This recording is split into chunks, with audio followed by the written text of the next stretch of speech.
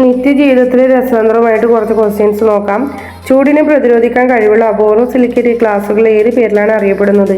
ഇതിൻ്റെ right answer വരുന്നത് ബോറോസിലാണ്.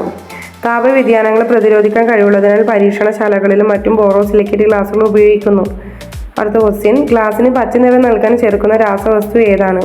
Cupric oxide, manganese dioxide, cobalt oxide, selenium oxide. ഇവിടെ ശരിയായ ഉത്തരം വരുന്നത് കുപ്രിക് ഓക്സൈഡാണ്. ഗ്ലാസ് നിർമ്മാണ വേളയിൽ കോപ്പർ ഓക്സൈഡ് അഥവാ കുപ്രിക് ഓക്സൈഡ് ചേർത്താൽ പച്ച നിറം ലഭിക്കുന്നു. എളിവിശ്രമമായി ഉപയോഗിക്കുന്ന രാസവസ്തു ഏത്? Calcium carbonate, zinc phosphide, potassium chloride, aluminium sulphate. ഇവിടെ ഉത്തരം വരുന്നത് നമുക്ക് നോക്കാം, ഹിന്നും കൂടി ഉണ്ട്. അപ്പോൾ ഫോസ്ഫറസ് അടങ്ങിയിട്ടുള്ള ഒരു ലോഹ സംയുക്തമാണ് ഇത്. സിങ്ക് ഫോസ്ഫൈഡാണ് ഉത്തരം. സിങ്ക് ഫോസ്ഫൈഡ് അതിൻ്റെ വിഷാംശം കാരണം എളിവിശ്രമമായി വ്യാപകമായി ഉപയോഗിക്കുന്നുണ്ട്. അടുത്ത ക്വസ്റ്റ്യൻ നോക്കാം. പാറ്റഗുളികയിലെ മോത്ത് ബോൾസിലെ പ്രധാന ഘടകം ഏത്? നാഫ്തലീൻ. അന്തരീക്ഷത്തിലെ താപനില നേരിട്ട് വാതകമായി മാറുന്നു. സപ്ലിമേഷൻ ഗുണമുള്ളതിനാൽ പ്രാണികളെ അകറ്റാൻ ഉപയോഗിക്കുന്നു. ബ്ലീച്ചിങ് പൗഡർ കണ്ടെത്തിയത് ആര്? ചാൾസ് ഡൊണറ്റാണ് ഉത്തരം വരുന്നത്. Joseph aspirin, Humphry Davy, Michael Faraday. Charles Donetti. 1799 Scottish ശാസ്ത്രജ്ഞനായ ചാൾസ് ഡൊണറ്റാണ് ബ്ലീച്ചിങ് പൗഡർ കണ്ടെത്തിയത്. ക്വസ്റ്റ്യൻ നമ്പർ 6, ബ്ലീച്ചിങ് പൗഡറിൻ്റെ രാസനാമം? കാൽസ്യം ഓക്സി ക്ലോറൈഡ് ആണ് ബ്ലീച്ചിങ് പൗഡറിൻ്റെ രാസനാമം. ബ്ലീച്ചിങ് പൗഡറിൻ്റെ രാസനാമം കാൽസ്യം ഓക്സി ക്ലോറൈഡ് അല്ലെങ്കിൽ കാൽസ്യം ക്ലോറൈറ്റ് എന്നാണ് പറയാറുണ്ട്. ക്വസ്റ്റ്യൻ നമ്പർ 7, പല്ല് അടയ്ക്കാൻ ഡെന്റിസ്റ്റുകൾ ഉപയോഗിക്കുന്ന അമാൽഗം ഏത് ലോഹത്തിൻ്റെ സംയുക്തമാണ്? മെർക്കുറി ലോഹത്തിൻ്റെ സംയുക്തമാണ്. മെർക്കുറിക്ക് മറ്റ് ലോഹങ്ങളുമായി ചേരുമ്പോഴാണ് അമാൽഗം ഉണ്ടാകുന്നത്. മെർക്കുറി മറ്റു ലോഹങ്ങളെ ചേർന്ന് അമാൽഗം ഉണ്ടാകുന്നുണ്ട്. ഡെന്റൽ അമാൽഗത്തിൽ വെള്ളി, ടിൻ, ചെമ്പ് എന്നിവയോടൊപ്പം മെർക്കുറിയും അടങ്ങിയിരിക്കുന്നു. ക്വസ്റ്റ്യൻ നമ്പർ 8, ചുവരുകൾ വെള്ള പൂശാൻ വൈറ്റ് വാഷിംഗ് ഉപയോഗിക്കുന്ന രാസവസ്തു കാൽസ്യം കാർബണേറ്റ് ആണ്. നീറ്റുകക്ക വെള്ളത്തിൽ കലർത്തുമ്പോൾ ലഭിക്കുന്ന കാൽസ്യം ഹൈഡ്രോക്സൈഡ് അന്തരീക്ഷത്തിലെ കാർബൺ ഡൈ ഓക്സൈഡുമായി ചേർന്നിട്ട് കാൽസ്യം കാർബണേറ്റ് ആകുന്നുണ്ട്. ക്വസ്റ്റ്യൻ നമ്പർ 9, താഴെ പറയുന്നവയിൽ ബഹു അറ്റോമിക പോളി അറ്റോമിക്കുമുള്ള മൂലകം ഏത്? ഇവിടെ ആൻസർ വരുന്നത് സൾഫറാണ്. സൾഫറിൻ്റെ ഒരു തന്മാത്രയിൽ 8 ആറ്റങ്ങൾ S8 അടങ്ങിയിരിക്കുന്നു. 2-ലധികം ആറ്റമുള്ളവയെ ബഹു അറ്റോമികത ഉള്ളവ എന്ന് വിളിക്കുന്നുണ്ട്. ചോക്ക് കൊണ്ട് ബോർഡിൽ എഴുതുന്നത് ഏത് പ്രതിഭാസത്തിന് ഉദാഹരണമാണ്? അഡ്സോർപ്ഷൻ ഉദാഹരണമാണ്. ചോക്ക് കൊണ്ട് ബോർഡിൽ എഴുതുന്നത്, പെണ്ണ് കൊണ്ട് ബുക്കിൽ എഴുതുന്നത്, ഇതൊക്കെ അഡ്സോർപ്ഷൻ ഉദാഹരണമാണ്. അഡ്സോർപ്ഷൻ എന്ന് പറയുമ്പോൾ നമുക്ക് മനസ്സിലാക്കാൻ വേണ്ടി സാധിക്കും, വ്യത്യസ്ത ഇനം തന്മാത്രകൾ തമ്മിലുള്ള ആകർഷണ ബലത്തെയാണ് അഡ്സോർപ്ഷൻ അല്ലെങ്കിൽ അഡീഷൻ എന്നൊക്കെ പറയുന്നത്. ഒരു പദാർത്ഥത്തിന് ഉപരിതലത്തിൽ മാത്രം കണക്കുകൾ പറ്റിപ്പിടിക്കുന്ന ഒരു പ്രതിഭാസമാണ് അഡ്സോർപ്ഷൻ. സോപ്പിൻ്റെ ഗുണമേന്മ അളക്കാൻ ഉപയോഗിക്കുന്ന മാനദണ്ഡമാണ് TFM, ടോട്ടൽ ഫാറ്റി മാറ്റർ എന്നറിയപ്പെടുന്നുണ്ട്. സോപ്പിൻ്റെ ഗുണമേന്മ കൂടുന്തോറും TFM കൂടുന്നതോറും ഗുണമേന്മയും കൂടുന്നുണ്ട് സോപ്പിൻ്റെ. അതുകൊണ്ട് തന്നെ ടോയ്ലറ്റ് സോപ്പ് അഥവാ ബാത്ത് സോപ്പുകളിലൊക്കെ TFM എത്രയിൽ കുറയാൻ പാടില്ലെന്ന് പറയാറുണ്ട്. 76% കുറയാൻ വേണ്ടി പാടില്ല. ഉയർന്ന ഗുണമേന്മയുള്ള ഗ്രേഡ് 1 സോപ്പുകളിൽ TFM കുറഞ്ഞത് 76% ഉണ്ടായിരിക്കണം എന്നാണ് പറയുന്നത്. ORSൻ്റെ പൂർണ്ണരൂപം എന്ത്? ഓർഗാനിക് റീഹൈഡ്രേഷൻ സൊല്യൂഷൻ ആണോ? ഓറൽ റെഡ്യൂട്ടേറ്റ് സോൾവെന്റ് ആണോ? ഓറൽ റീഹൈഡ്രേഷൻ സൊല്യൂഷൻ ആണോ? ഓക്സിജൻ റീഹൈഡ്രേഷൻ സാൾട്ട് ആണോ? ഇവിടെ റൈറ്റ് ആൻസർ ആയിട്ട് വരുന്നത് ഓറൽ റീഹൈഡ്രേഷൻ സൊല്യൂഷൻ ആണ്. നിർജ്ജലീകരണം തടയാൻ വായിലൂടെ നൽകുന്ന ലവണ മിശ്രിതമാണ് ഓറൽ റീഹൈഡ്രേഷൻ സാൾട്ട്സ് എന്നും വിളിക്കാറുണ്ട്.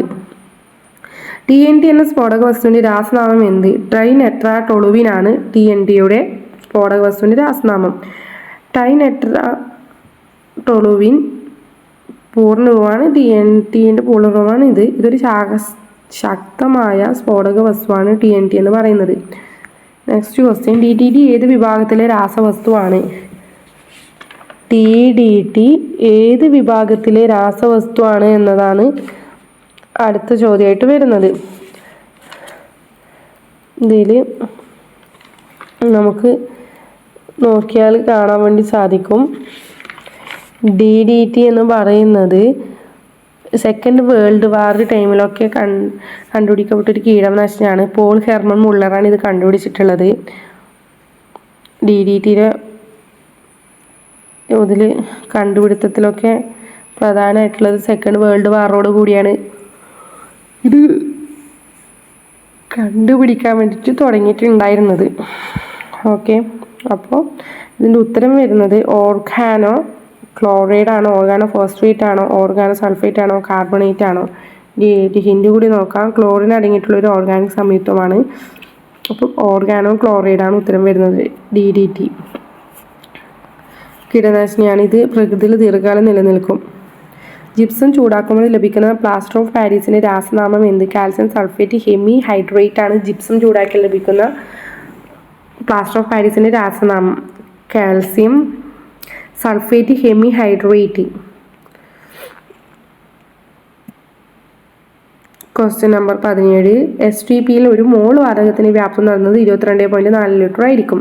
അവകാഡോ നിയമപ്രകാരം STPയിലെ ഏതൊരു വാതകത്തിൻ്റെയും ഒരു മോളിൻ്റെ വ്യാപ്തം 22.4 ലിറ്റർ ആയിരിക്കും. അവകാഡോ സംഖ്യ 6 × 10⁻23 6.022 × 10⁻23. അപ്പോൾ 10⁻23 ആണ് അവകാഡോ ഡേ ആയിട്ട് ഒക്ടോബർ 23 മോൾ ദിനമായിട്ട് ആചരിക്കുന്നുണ്ട്. ആ 10⁻23ൻ്റെ 6.022 × 10⁻23.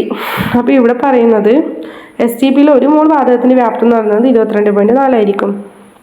അമോണിയയുടെ NH3യുടെ തന്മാത്രാ മാസം എത്രയാണ്? അപ്പോൾ N എന്ന് പറയുന്നത് 14, H എന്ന് പറയുമ്പോൾ 1. അപ്പം 14 × 1 + H3 അല്ലേ, H 1 × 3 അങ്ങനെ 17 കിട്ടുന്നത്.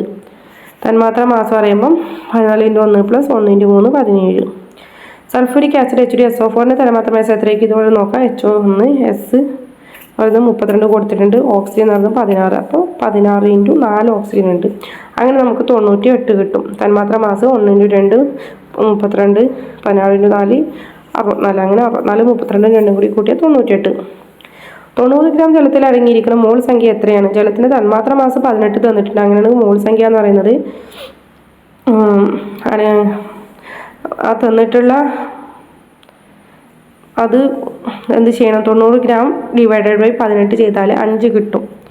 അത് അങ്ങനെ വരുന്ന വെച്ചാൽ മോൾ സംഖ്യ കിട്ടണമെങ്കിൽ മാസ് / തന്മാത്രാ മാസ് ചെയ്യണം. മാസ് 90 തന്നിട്ടുണ്ട്. ജലത്തിൻ്റെ തന്മാത്രാ മാസ് എന്ന് പറയുന്നത് 18 ആണെന്ന് അറിയാം. അങ്ങനെ 5 കിട്ടി.